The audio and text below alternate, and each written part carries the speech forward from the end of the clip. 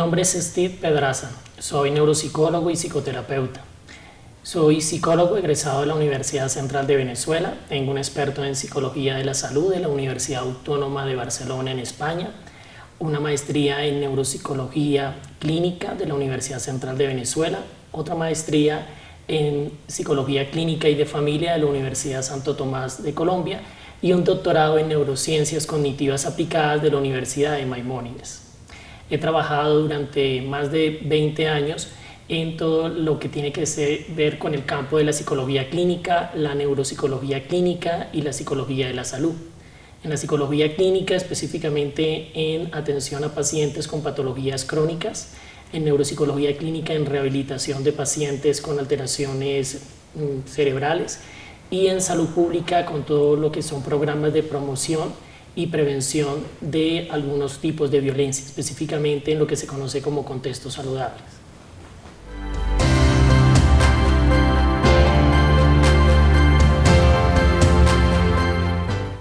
Bueno, depende de las áreas de intervención. Si hablamos de psicología clínica, una de las patologías que más es frecuente en la consulta son los trastornos de ansiedad, específicamente las fobias, fobias sociales, fobias cuadros de trastornos generalizados, algunos trastornos por estrés postraumático, cuadros de trastornos del estado de ánimo, específicamente depresión mayor, depresión menor, algunos casos de ciclotimia, que es como un trastorno bipolar, pero en menor frecuencia, duración o espacio en el tiempo. En el área de neuropsicología, las demencias, demencia vascular, demencia tipo Alzheimer, tenemos también epilepsia y en cuadros ligados a población infantil, trastornos del desarrollo, entre ellos trastornos, por ejemplo, no específicos del aprendizaje, trastornos del aprendizaje específico y últimamente que he estado con en los últimos 4 años más con una población de 0 a 5 años, problemas por organización sensoriomotora. Ya en la parte de salud pública, digamos, no hay una consulta previa porque hay un trabajo ya de prevención con comunidad y ahí he estado en prevención de todo lo que es prevención del abuso sexual infantil, prevención del maltrato infantil, trabajo con situaciones ligadas al conflicto armado, específicamente niños y niñas que han sido expuestos a situaciones como estas, por ejemplo, por el desplazamiento forzado, situaciones como en un momento trabajé con niños y niñas que habían sido reclutados y no cuando estaban reclutados, sino posteriormente cuando ya se reinsertaban, y en todo lo que el último año más en la parte de neuroaprendizaje, todo lo que son las bases neurológicas del aprendizaje y cómo esto se puede aplicar en aula para prevenir algún tipo de problemática o para trabajar en el aula problemáticas ligadas con problemas de aprendizaje cuya base es neuronal y que hasta hace un tiempo se atendían más en consulta y hoy por ciertas modificaciones que se dieron dentro de la ley, dentro de la política que se tiene sobre el tema, ya estos niños se incluyen dentro del aula regular.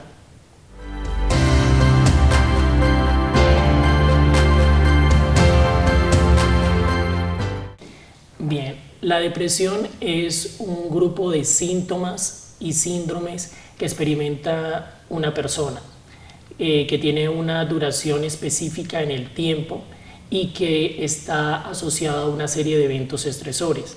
Estos síntomas que el paciente presenta van a generar un impacto en su dinámica diaria, es decir, la persona por la depresión o por los síntomas que tiene no va a poder seguir realizando las actividades que comúnmente venía realizando.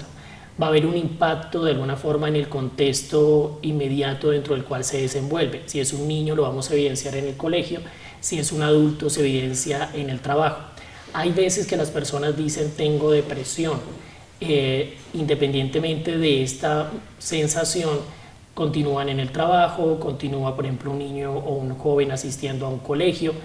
En la depresión real no hay esta facilidad para poder seguir desempeñando actividades diarias. Notamos que los síntomas duran en el cuadro mínimo dentro de la escala de depresión, podemos hablar de 2-3 meses en los cuales la persona viene sintiéndose de esa forma y no hay momentos dentro del día o momentos durante la semana que haya dicho este estado afectivo varió o yo estaba bien. Ahí es importante en ese sentido reconocer que una cosa es el trastorno depresivo y otra es la sensación de depresión. Normalmente nosotros como individuos hay momentos durante el día, momentos durante la semana que nos sentimos tristes, nos sentimos afligidos o nos sentimos ansiosos. Y esto es parte del umbral de fluctuación de nuestro estado de ánimo. La depresión como síntoma o el estado de aflicción que tiene un individuo en situación normal permite de alguna forma que haya la percepción, cuando somos conscientes de ella, que estamos quizás agotados. Muchas veces el estrés conduce a que nuestro estado de ánimo baje. O hay momentos en los cuales, asociado al consumo de algún alimento, a algún momento del día en el que cambios internos, vamos a sentirnos de esa forma. La diferencia con el trastorno es que esto nos va a durar horas, nos dura quizás minutos, y podemos tener un referente que al final del día decimos, en la mañana yo estaba como afligido o lo estaba en la tarde. Las personas a veces confunden esto con la depresión y dicen, sí, yo también tengo depresión. La depresión ya es una enfermedad y, como decía, ocurre en un tiempo mayor a los 2-3 meses, en donde el individuo dice, he durado durante todo este tiempo sintiéndome mal. Empiezo a notar que esto ya no me permite tener el mismo rendimiento que venía teniendo en el trabajo o que venía teniendo en la escuela. Noto que hay otros que hacen referencia a que hay cambios bruscos en mi manera de ser, y en ese sentido hablamos ya de un cuadro de depresión. La depresión como tal puede ser una entidad pura, en ese sentido es un estado afectivo por apatía, anedonia. Anedonia es incapacidad de sentir placer, digamos, alogia, las ideas no son lógicas de lo que estoy pensando, argumentando. Hay un exceso, digamos, de pensamiento. Ahí la persona refiere mucho que no puede dejar de pensar. Se presenta insomnio, o duerme mucho o duerme poco. Se presenta un aumento del apetito o pérdida del apetito. Y estas variables que voy señalando dicotómicas es porque la depresión es única en cada persona.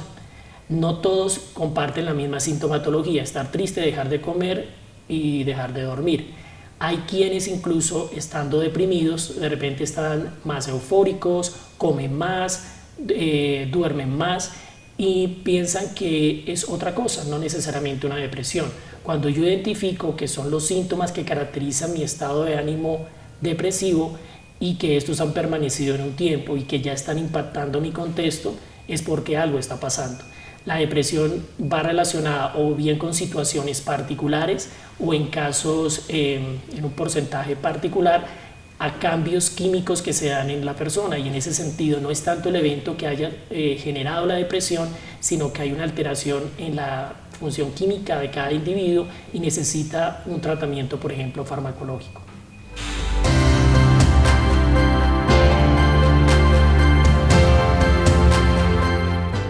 Hay un porcentaje de pacientes que presentan la sintomatología depresiva a raíz de una serie de cambios que se dan a nivel interno en el organismo.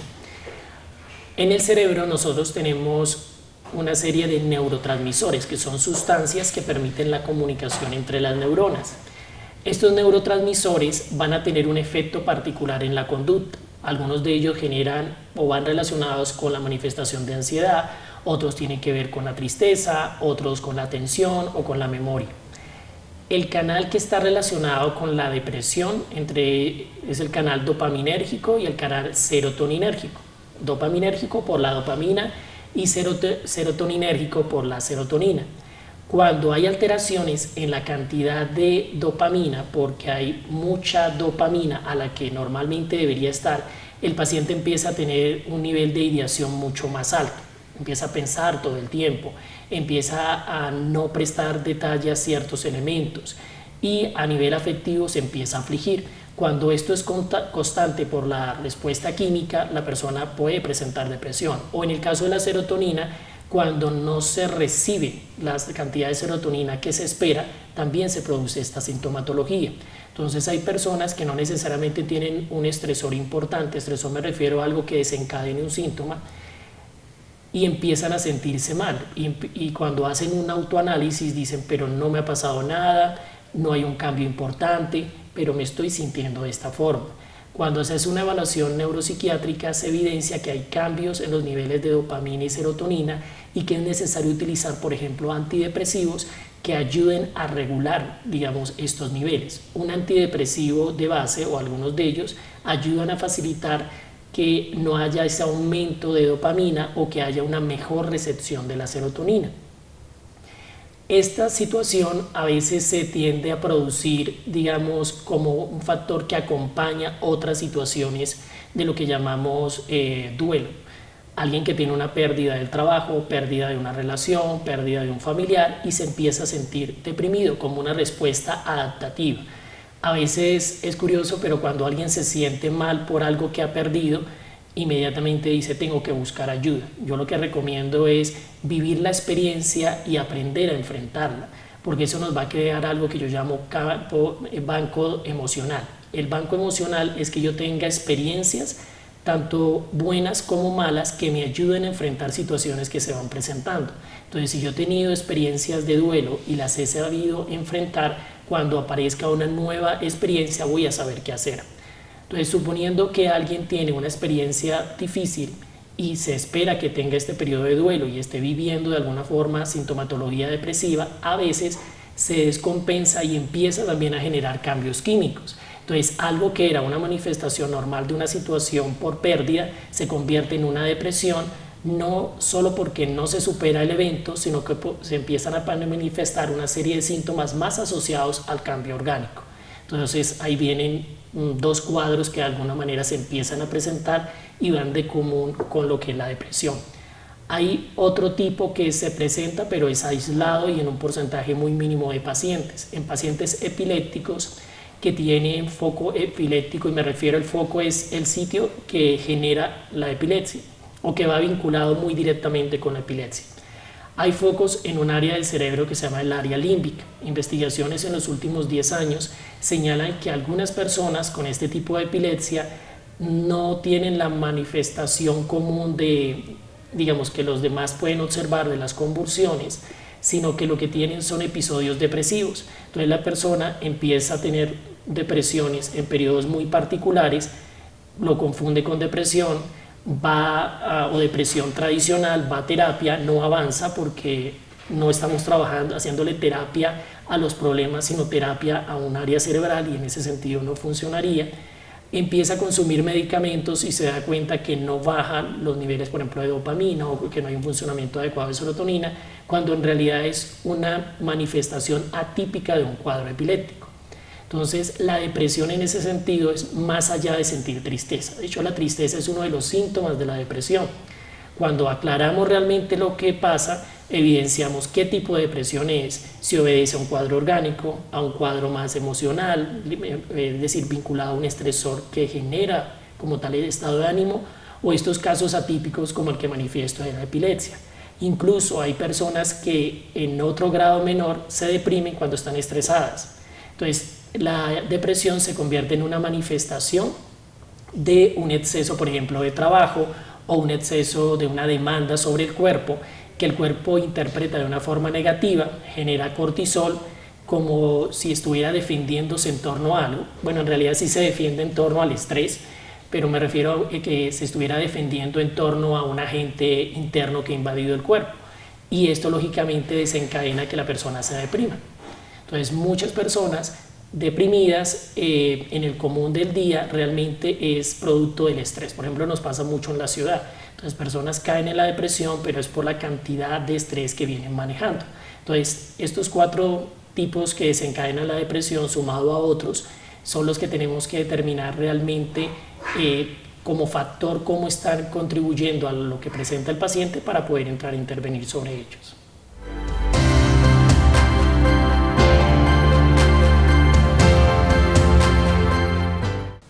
Bien, hay situaciones en las cuales el paciente puede tener una sintomatología depresiva asociada más a un trastorno, producto de el no tratamiento, diría yo, o el curso adecuado de la enfermedad. Se genera la oportunidad para caer en otras situaciones o que empiecen a aparecer cuadros, digamos, comórbidos relacionados con. Una persona con depresión no puede tomar decisiones adecuadas, se encuentra afligida, la continua exposición a ideas y el estado de ánimo afligido hace que sea fácil el que yo me adhiera a otra serie de alternativas para dejar de sentirme así. Muchos de los pacientes me señalan es que lo que yo necesito es dejar de pensar, yo lo que necesito es dejarme de sentir como me siento. Yo sé que estoy en tratamiento, yo sé que estoy haciendo esto o lo otro, pero si por una hora del día yo pudiera dejar de sentirme así, haría cualquier cosa. Ese tipo de sensación de querer experimentar un bienestar lleva a que yo pueda fácilmente adherirme, por ejemplo, al consumo de una sustancia, que lo que hace es inhibir temporalmente la sensación de malestar.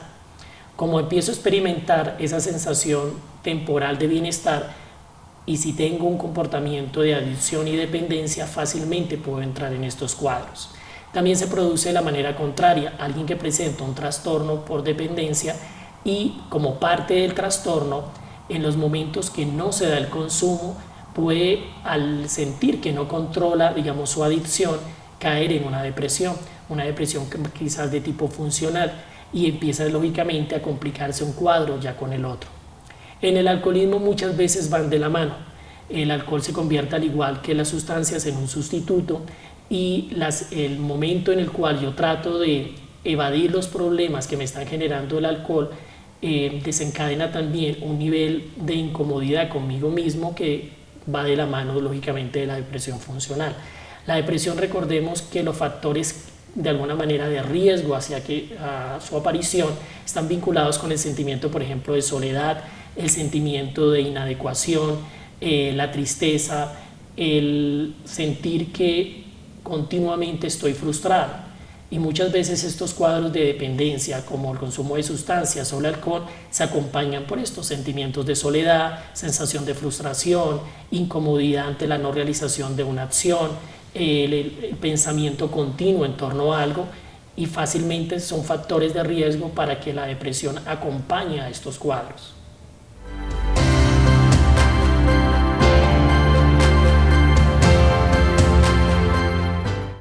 Bien, cuando hay un paciente con depresión, aquellos que están alrededor de muchas veces empiezan a presentar enfermedades vinculadas a esto, ya que el estar deprimido, repito, ya hablo del trastorno, no de la sensación que nos acompaña, no es fácil. Para aquellos que ejercen el cuidado es continuamente enfrentarse a la frustración de ver a alguien que quieres, que te importa y que pareciera no querer hacer nada para mejorarse. Es alguien que muchas veces no quiere salir de casa, ya no quiere asearse, no quiere comer, de repente no quiere asistir al tratamiento, y surge una sensación inicial de negación, de realmente no está enfermo o está enferma, y creemos que nos está mintiendo o que quiere llevarnos la contraria. Posteriormente surge una representación o una descarga emocional importante en el cuidador. Hay algunos que empiezan a sentirse tristes, entonces es alguien triste acompañando a un depresivo, o alguien que, digamos, empieza a tener síntomas de ansiedad porque no es fácil acompañar el proceso. Cuando finalmente en lo sano se llega a aceptar que el otro está enfermo y a entender que varias de sus manifestaciones son parte del cuadro, es cuando yo aprendo a tomar un lugar, empiezo a entender que él está enfermo, necesita atención, y que yo, si bien soy su familiar o la persona que le acompaña, no puedo caer en el mismo cuadro. Debo aprender a tomar distancia y saber acompañar. Acompañar no es vivir la vida del otro o tratar de hacer cosas para que el otro recapacite en torno a, sino es estar al lado. Hay situaciones en las cuales no se llega a ese tercer estadio, sino que se entra en un juego, producto de la parte emocional. Empiezo yo a hacer o dejar de hacer cosas que el paciente necesita, no que yo necesito. Entonces recreo situaciones de discusiones, empiezo a reclamar o dejar de hacer cosas, y sin darme cuenta estoy cayendo en un juego patológico en donde lo que alimento es el cuadro de depresión. Hay situaciones de depresión incluso que están dadas por familias disfuncionales. Más allá de hablarlo de un cuadro que es particular o centrado en una persona, independientemente de lo que hemos señalado, es un cuadro en donde entran en juego una serie de dinamismos de un sistema. Y en ese sentido tenemos a un grupo familiar, a un grupo entiéndase familia dentro de la tradicional y la no tradicional, hay un grupo de elementos allí que hacen que la persona que realmente se deprime lo que haga es exhibir un síntoma. Pero cuando uno entra a tratar fino, por ejemplo en la consulta o en el proceso de intervención, nota que muchas veces quien lleva a los pacientes a veces tiene un cuadro sintomático más fuerte, pero que no lo ha manifestado. Eso hace que el paciente, independientemente tenga un proceso de asistencia, por ejemplo en una consulta, cuando regresa a la casa a los pocos meses se vuelve a deprimir y vuelve a la consulta. Investigaciones, por ejemplo, que se hicieron ya hace muchos años desde el enfoque sistémico mostraban esto, que muchos pacientes evolucionaban, eran dados de alta, volvían a la familia, regresaban y era como un círculo vicioso. Algunos pacientes que no regresaban dijeron, bueno, ¿qué está pasando acá? Además de otros factores, observaron que en un grupo importante de ellos lo que ocurría era que habían cambios en la familia o que no regresaban a su familia original. Y eso hacía que no se repitiera la dinámica relacional que conllevaba a la aparición de este síntoma. En ese sentido, debemos recordar ya en los procesos, digamos, de cómo cuidarnos en torno a que si bien hay una serie de elementos personales, también hay una serie de elementos del contexto en el que nosotros estamos. A nivel personal, importante dormir las horas suficientes, alimentarnos sanamente, tratar de preocuparnos el tiempo que amerita la situación. Si yo ya me he preocupado por alguna hora, 2 horas, decir ya pensé alternativas, ideas, dejo de pensar en esto y más bien me ocupo. La preocupación no ayuda porque simplemente es una idea, no es nada real. Mientras cuando yo me ocupo en lo que sí puedo resolver y en lo que es posible para mí, agoto menos, lógicamente, el cerebro porque duro menos tiempo sometiéndolo a un estrés situacional y realmente me estoy ocupando a nivel de conducta en lo que puedo resolver. Importante también, de alguna forma, no perseverar en situaciones que nos son difíciles. Esto no quiere decir que asumamos una posición de pasividad, no. Sabemos que hay metas, cosas que debemos conseguir, pero a veces nosotros mismos, si hacemos una revisión, nos empeñamos con algo que no es para nosotros, que escapa de alguna manera a nuestro control y que va muy aislado del terreno de plantearse un objetivo. Si yo solvento esta serie de situaciones a nivel personal, debo luego hacer una revisión de qué pasa en mi contexto, en mi sitio de trabajo, con mi familia, los lugares con que frecuento. Muchas veces las manifestaciones depresivas no solo es porque dejo yo de hacer cosas, sino que estoy en un contexto laboral tóxico, estoy en un ambiente familiar con problemas que no quiero ver o que al contrario me preocupan demasiado, sumado lógicamente a una serie de circunstancias de un entorno que tampoco van a ser favorables para que mi estado de ánimo sea el más afable o el que de alguna manera deba yo manifestar. Afortunadamente, sobre estos aspectos, por ejemplo, la salud pública empieza a tener, digamos, una lupa detenida en torno a cómo evito estos factores.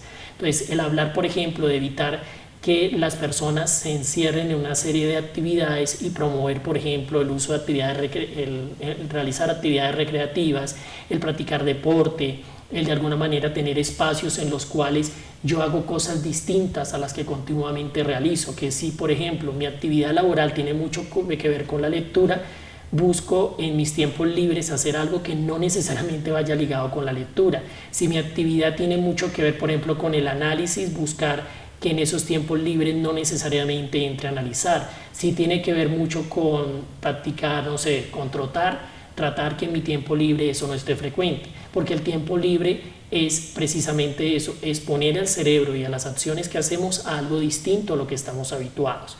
Muchas veces lo que hacemos que es en el tiempo libre sacar espacio para completar lo que no hemos hecho en el trabajo. Es de alguna forma centrarnos en de repente solo estar durmiendo o viendo un programa de televisión cuando debemos procurar también crecer en ese terreno. En ese sentido, cuando hablamos de prevenir la depresión, involucra el ejercicio individual, familiar, colectivo y yo diría también de la comunidad e incluso del mismo Estado.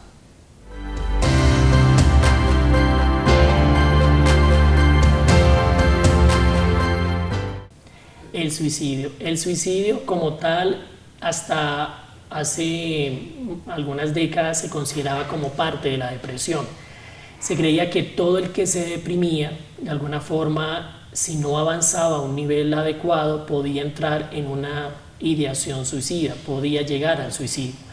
La depresión va de la mano del suicidio en algunos momentos, y así como el familiar y el paciente con depresión se acompañan, las dos van juntas, pero no son lo mismo. Hay incluso personas que pueden tener ideaciones suicidas que no necesariamente están deprimidas, y allí hablamos, por dar un ejemplo, de dos situaciones particulares. En la adolescencia hay momentos en los cuales los jóvenes entran a hacer un juego sobre la fantasía o la idea de morirse, porque es un momento en el ciclo vital en el cual se experimenta el estar vivo, el estar muerto, el ser bonito, el ser feo, el ser famoso, el no ser famoso.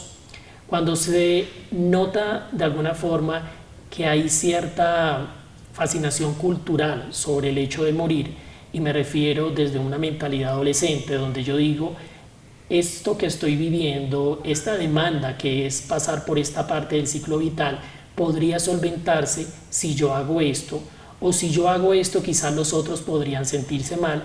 El adolescente actúa con ideación suicida con la intención de alguna forma de llamar la atención.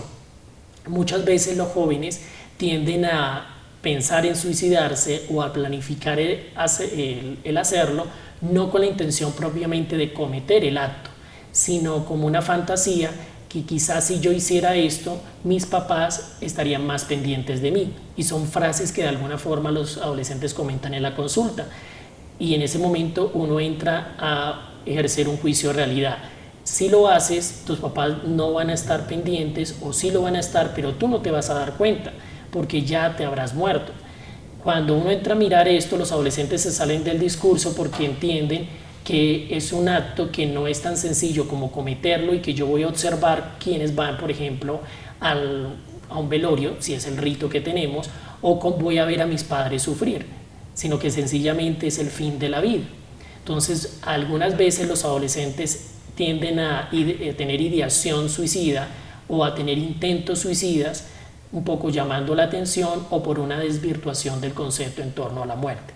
Eso no quiere decir que hay algunos con cuadros, por ejemplo, vinculados a la depresión, que entran ya en un estado en el cual ya cometen suicidio, o jóvenes que fantaseando se equivocan y terminan realmente muriendo porque cuando no era lo que esperaban. Otra situación se da en casos particulares en donde el suicidio es parte de una dinámica. Muchos cuadros se han encontrado de familias que tienen este componente, como una historia de donde siempre en una generación alguien se ha suicidado. Tenemos, por ejemplo, el caso de Hemingway en los Estados Unidos, quien él y su familia tienen una historia de suicidios, en donde de alguna forma, por diferentes maneras de enfrentar situaciones difíciles, han acudido a este tipo de conductas. Si bien no hay suficientes bases sobre este tipo de situación colectiva de suicidio, en este caso familiar, se sabe que va relacionado con algo que está como en ese componente genético, sumado a los famosos suicidios colectivos que han ocurrido en algunos momentos en la historia, sobre todo más alrededor de los años 60-70, recientemente afortunadamente no lo hemos visto, pero en donde alguien manipula al resto como para que toda una masa llegue a cometer suicidio en torno a una idea política, en torno a una idea ideológica. Ahora, el suicidio como tal no solamente es el acto, involucra ideación, la idea de pensar en morirme, la idea de cómo puede llegar a ser esto. Entonces, en ese sentido, a veces yo lo manifiesto y no necesariamente estoy hablando de suicidio real. Hablamos del acto de intento suicida, más que del acto, en donde hago una serie de cosas jugando a morirme, pero realmente no es mi intención de fondo. Y que en ese sentido se han empezado a observar prácticas recientes, por ejemplo en las parejas, en algún momento en la relación sexual, donde llegan a ciertos niveles por sentir una emoción, en donde se acercan de alguna forma a la idea de morir, o sea, provocando, digamos, algún tipo de asfixia, de algún tipo de dolor o manifestación. Y ya la otra es como tal el acto suicida, en donde vamos a evidenciar lógicamente que la persona fallece o por otro lado sobrevive pese a que realmente cometió el acto como tal. Realmente este último es donde hablaríamos del suicidio y que puede ir acompañado en la mayoría de casos de cuadros depresivos que se venían gestando. Allí es importante que notemos que no es que el suicidio se comete cuando la persona está más deprimida, sino al contrario, empieza a deprimirse y hay un momento en que se siente mejor y es precisamente este nivel el que le da la fuerza para poder cometer el acto que venía pensando, transitando. Una persona muy deprimida, pese a que tenga la idea suicida que acompaña los cuadros depresivos, es tal su malestar o su incomodidad que no necesariamente tiene la fuerza para cometer el acto.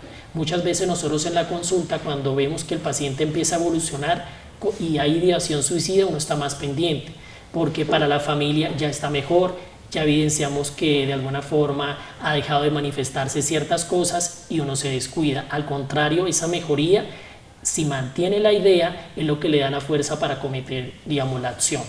El suicidio va acompañado de una serie de elementos, digamos, se prepara, hay como un ritual de, digamos, de despedida, o por manifestarlo de alguna forma, y difícilmente la persona lo comenta tanto. Cuando ocurre, muchos se sorprenden porque dicen estaba mejor, yo hablé con él o con ella y no me había dicho nada. Y una vez que se ha ido, observamos o conectamos puntos y nos damos cuenta que indirectamente se despidió. En el modelo más dramático, quizás dejando una carta, o en otros habiéndonos invitado, por ejemplo, a una comida, o habiendo hecho una llamada en la que no necesariamente manifestó que lo iba a hacer, pero sí nos dio indicios de alguna forma que estaba diciendo me voy. En ese sentido es importante observar que el suicidio es un fenómeno que es complejo.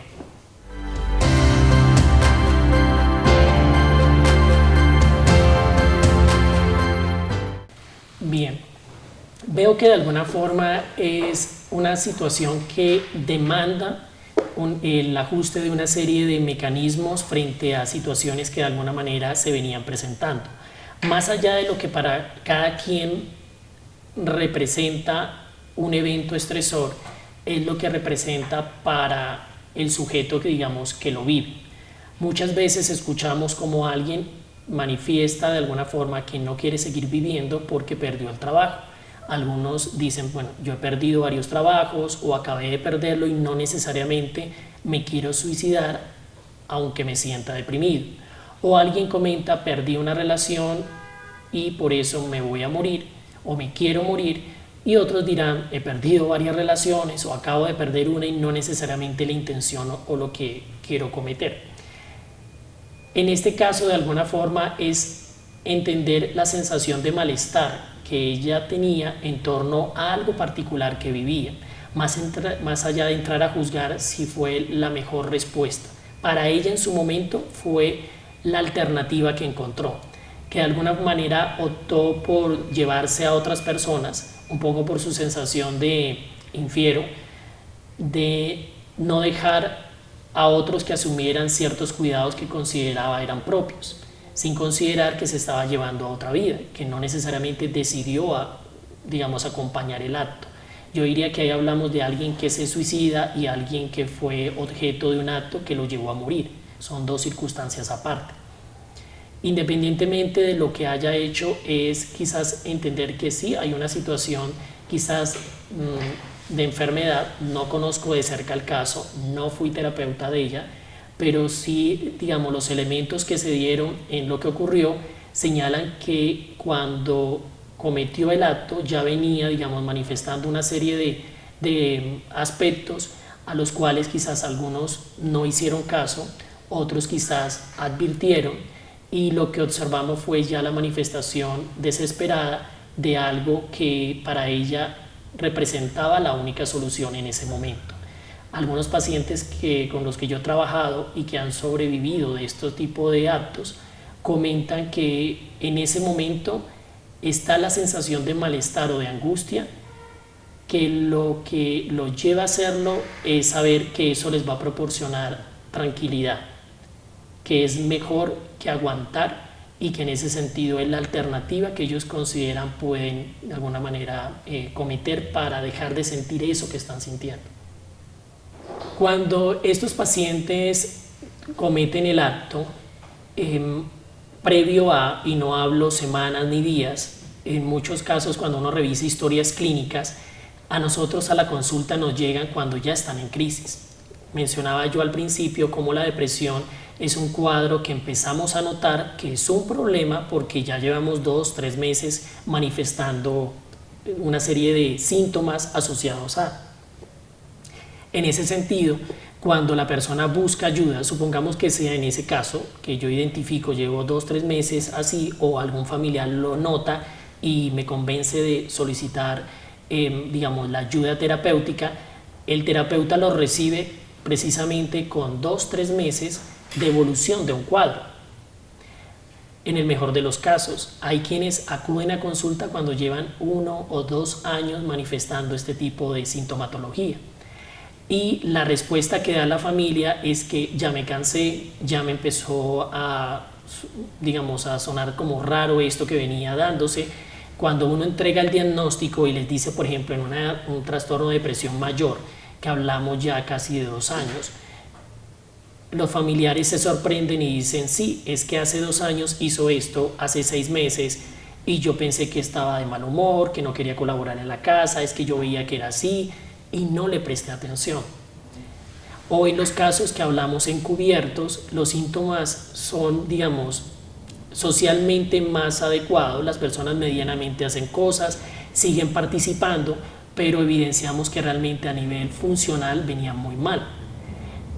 En ese sentido me refiero que cuando se comete el acto, realmente la persona ya venía agotada mentalmente de enfrentar una situación. Si cuando nosotros tenemos un problema y a veces duramos 2, 3 días y uno dice estoy mal por esto que estoy viviendo, un poco ponerse en el lugar de estos sujetos. Son 2 años de la vida, todos los días pensando en algo que les incomoda, sintiéndose incómodos, pensando en que lo mejor de alguna forma sería que las cosas no fueran como son, esa idea de quiero estar en otro lugar, quiero que mi vida sea distinta, no me hallo en lo que hago ni con las personas que estoy. De ahí que son elementos que bien las personas a veces no identifican porque es parte del cuadro. Si yo identificara que estoy mal y buscar ayuda temprano, no sería un trastorno. Los trastornos circulan precisamente con eso, en que yo lo negativo lo considero parte de mí mismo. Es muy diferente a lo que de alguna forma va relacionado con la aparición de una serie de síntomas que son vistos por los familiares.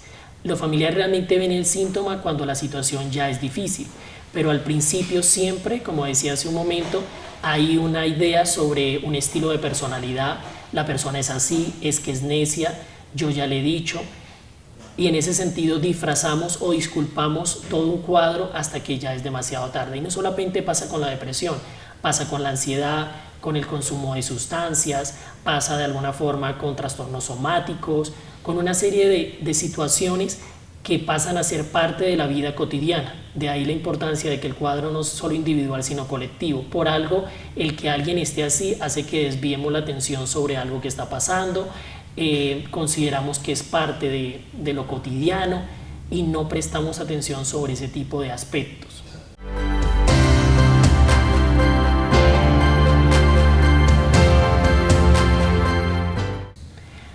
La idea es que lo noten y ofrezcan alternativas para empezar a solventar, que reconozcan también en qué pueden estar ellos fallando o contribuyendo a que el cuadro se dé, y asumiendo que si bien el paciente necesita ayuda, también ellos deben de alguna forma hacer modificaciones, porque a veces lo vemos como un cuadro aislado, es un problema de A o de B y no un problema del grupo que de alguna forma está viviendo una situación que es difícil. Y también a veces situaciones difíciles en el mismo sentido familiar no son temporales, son situaciones que vienen de años. A veces uno encuentra en la familia situaciones que vienen hasta de generaciones. Entonces, cuando 2 personas deciden conformar una pareja, a veces yo digo traen fantasmas no solamente de sus familias de origen, sino fantasmas de lo que ellos quisieron fuera una relación.